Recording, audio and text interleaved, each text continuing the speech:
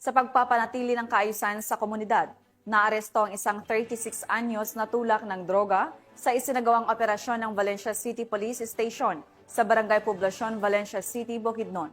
Ang buong detalye ay hatid ni Patrolwoman Riam Sanchez.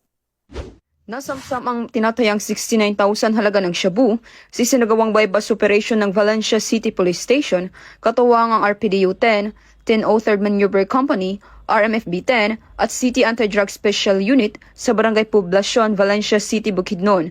Kinilala ni Police Lieutenant Colonel Brian M. Panganiban, hepe ng Valencia City Police Station, ang suspect na si alias Dondon, lalaki, 36 anyos, may asawa, residente ng nasabing lugar at isang DI listed.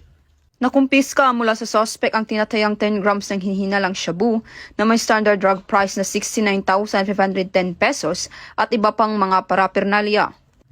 Maharap ang suspect sa kasong paglabag sa RA 9165 o Comprehensive Dangerous Drugs Act 2002. Mula dito sa Camp Capistrano, Busa, Cagayan de Oro City, ako ay inyong Police News Network correspondent, Patrolwoman Riam Sanchez, alagad ng batas, tagataguyod ng Balitang Pulis.